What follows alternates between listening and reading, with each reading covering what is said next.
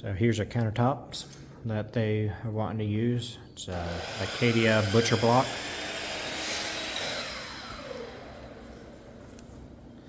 Unfortunately, they do not stock them long enough.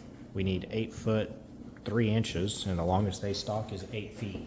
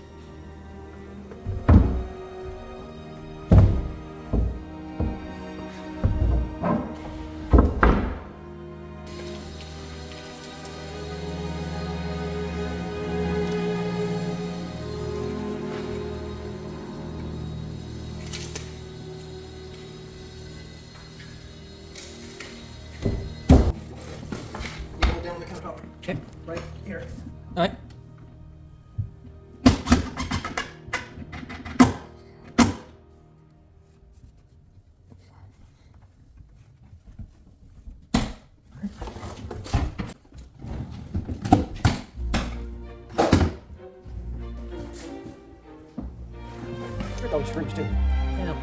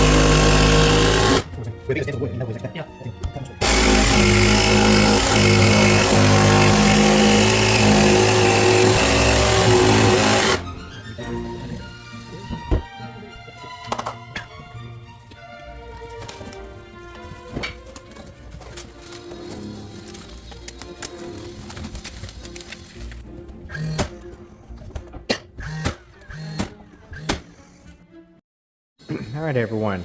So, if you got a countertop or a floor or a cabinet that you're planning on staining, and you got, say, this nice little crack right here that's in between. Now you can fill that with some kind of putty, something like that, wood stain putty. It all works out pretty well, except for the fact that all different types, they never stain correctly. The stain will not match what's there. So instead, what you should do is save this sawdust that you got when you cut the countertop. Don't throw it away. Of course, you obviously don't need all of it, but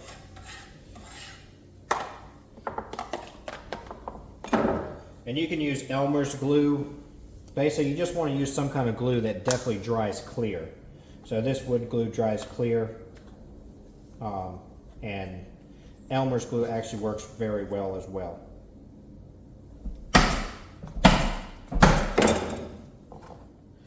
Just take a little bit of that.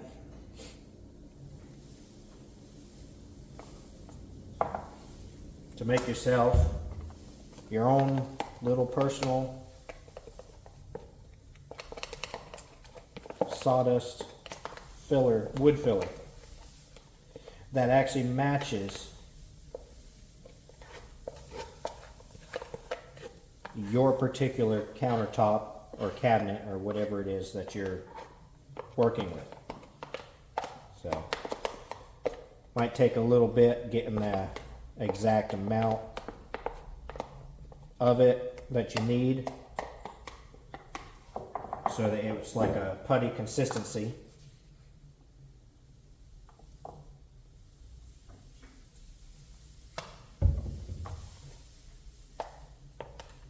Just adding a little bit as need be.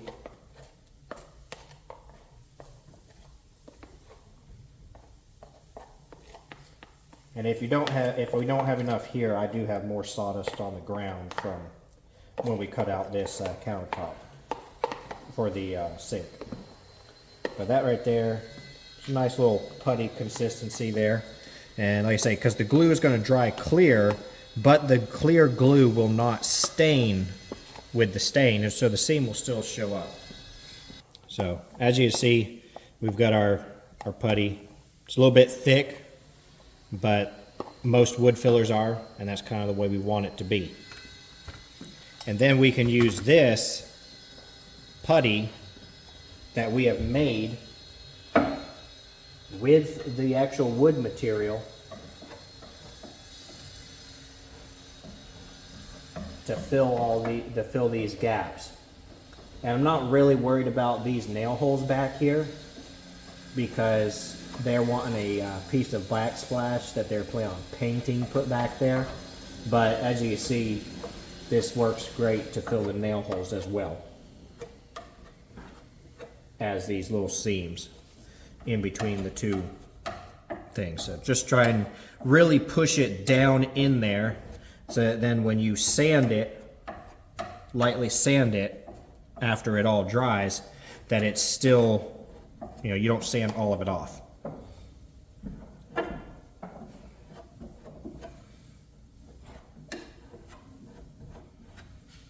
Try to work it both directions, like push it in from this way and then push it in from that way to make sure that, because otherwise sometimes you'll end up with a little air pocket on one side or the other.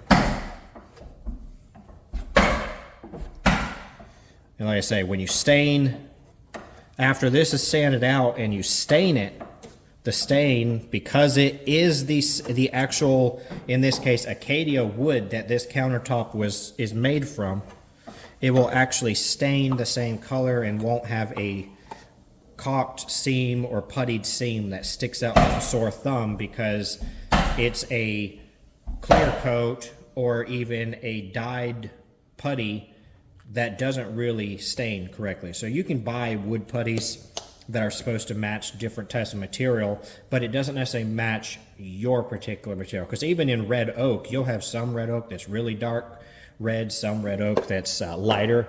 I mean, you know, you just look at this Douglas fir beam up here, and you'll see right there, I mean, you've got a nice red, and then you got a nice yellow. So wood itself, even from the same tree, doesn't always match. So that's how cabinet makers will actually do their holes for stained cabinets. You want to actually use the sawdust and make your own wood filler.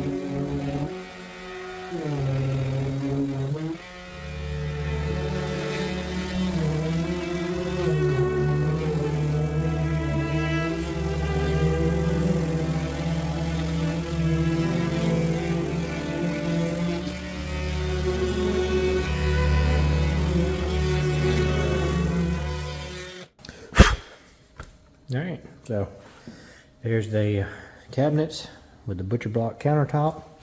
Sanded the slight little bevel on the edges here.